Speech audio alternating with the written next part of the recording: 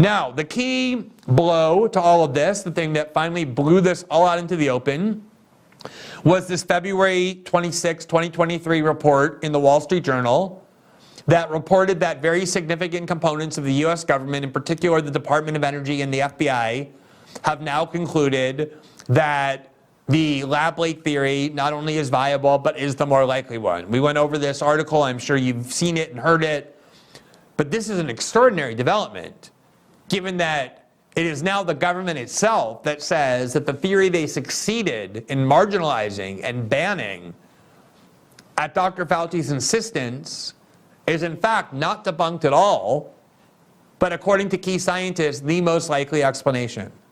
So that was the perfect setting for this new committee to hold its first hearing, which they did today. And they called a group of 4 experts, including the former head of the CDC, as well as Nicholas Wade, the science editor of Science Magazine and the New York Times, before them. I assume at some point they're going to demand that Dr. Fauci appear or subpoena him if he refuses, in order to explore exactly this question. How did this happen? How is it possible that the US government succeeded in roping in a bunch of scientists who knew better into signing onto a letter asserting a scientific certainty they clearly lacked and declaring the theory that they themselves believed to be off limits from discussion as a crazy conspiracy theory, and then got rewarded for that in the form of large grants from the very person who demanded that consensus be created? This is a gigantic scandal that the government and the media declared off limits a theory that looks to be extremely viable, if not the most likely, and claimed the debate was closed and had been proven, when in fact it was a lie all along, not on an unimportant and trivial question, but on one of the central questions of the most important, arguably political event of this generation, which is the COVID pandemic. So let's look at a few of the key exchanges from today's hearing, because they're really quite remarkable in what they reveal. So let's bring up the first one. One of the prevailing... This is the chairman of the House Oversight Committee, Congressman James Comer. This is a subcommittee of his Oversight Committee. Let's listen to this exchange here. Themes of the pandemic has been scientists' use of the media to downplay the lab leak theory.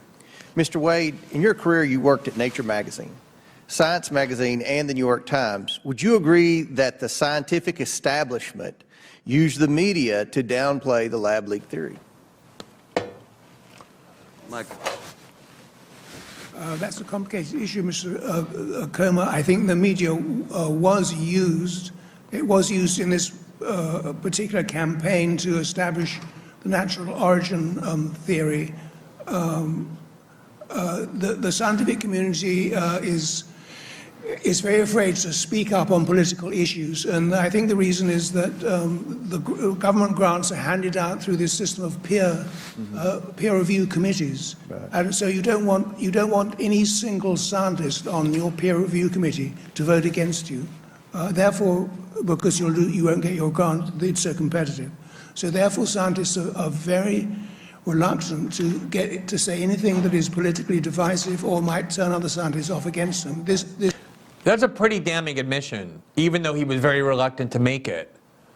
He started off by saying it was a complicated question, but then answered in a way that suggested it was anything but, by saying, yes, the media was in fact used, like the little instrument they are, to disseminate a false consensus. If you worked in one of these media outlets that did that, if you know that you were part of the effort to deceive the world and were used in this way, wouldn't you be ashamed and angry and betrayed? Do you think any of these people are going to go onto television or into their columns and talk about how they were used and how angry they are about it? Of course not. They see this as their job, to disseminate what they're told. But it's also an incredible indictment of the integrity of the scientific establishment, that people are afraid to dissent, even if they don't believe the consensus, because all of the money is so centralized that you'll be punished by withholding grants or by being denied tenure or other advancement if you question the consensus at all. That's an incredibly disturbing revelation about how science works, how the health policy expertise functions in this country, that all the incentives are built in to ensure obedience to the consensus and to disincentivize dissent, especially on the questions that are most important. In other words, he just explained, without really wanting to, why these leading virologists in private told Fauci that they found it almost inconceivable that there was a natural origin to this pandemic, only to then sign on to that very same theory that they proclaimed unthinkable, and then were rewarded with grant money that Fauci controlled. Let's listen to the rest. This means that they cannot be relied upon in the way that I think we would like them to be independent and forthright and call it as they see it. Okay. Well, we saw this first with the proximal origin paper that said, quote, "Our analysis clearly showed that COVID-19 is not a laboratory construct or a purposely manipulated virus," end quote. This was first published on February 17th of 2020. Each witness, I have a simple question. Yes or no? Was there science available to make such an unequivocal statement against the possibility of a lab leak that early on in February of 2020? Dr. Absolutely. He's talking there about the Lancet article as well as the Nature article from February and March. The proximal origins of the pandemic was the Nature article. The February article was Lancet. He's asking, is it conceivable that we had enough evidence that early on to make these definitive judgments as those two papers purported to do? On February of 2020, Dr. Absolutely no. Mr. Wade. No, it was not. Yeah, I don't have sufficient, I don't have sufficient frame of reference to give an answer. No. Nick. Again, I just need to emphasize how significant this is. I don't want this to be lost in kind of the casual nature of the tone that was just used there. Those papers that I showed you were the ones that formed the basis for the discourse around the world for the first year to year and a half of the pandemic. You're not allowed to even mention the lab leak because scientists have said in the Lancet letter and in the in the Nature journal in February and March that all of these scientists had established a consensus that the data proved that it occurred naturally and that under no circumstances could it have come from a lab. And these experts were asked, did we have anything close to sufficient evidence to form those judgments scientifically? And 3 out of the 4 said absolutely not, and 1 said I'm not sure. That is a gigantic fraud, a scientific fraud perpetrated on the public. That because Fauci was privately urging and demanding that they do so, pressuring them in all ways, they signed on to a letter that purported to have certainty without any of the available evidence that would be needed to assert that in their hands. It is really remarkable the more you think about what happened here. Peter Daszak of EcoHealth Alliance orchestrated a letter in The Lancet, a prestigious journal, on February 19, 2020 that said, quote, "We strongly condemn conspiracy theories suggesting that COVID-19 does not have a natural origin," end quote. Each witness, yes or no, is the possibility COVID-19 leaked from a lab a conspiracy theory? Dr. Absolutely not. No. I would say no, but also it has been approached as such. Dr. No. Murphy.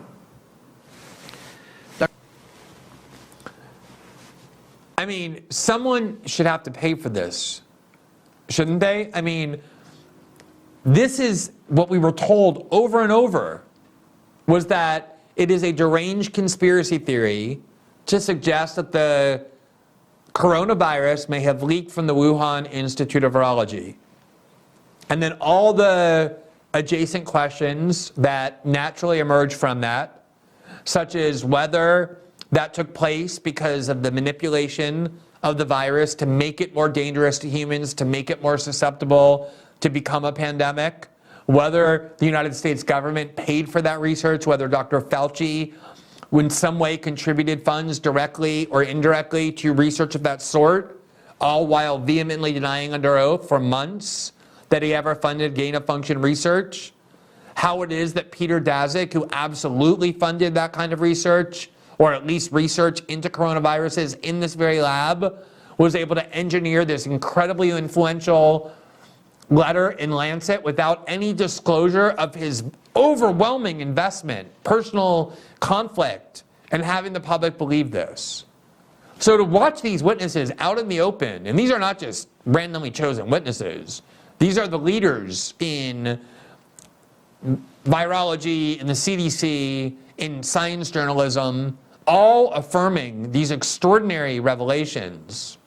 It's like a gigantic earthquake into the laps of the scientific establishment and the corporate media that endorsed what they were doing, deceiving the world for a very long time, ruining people's reputations, and foreclosing any inquiry into where this pandemic came from.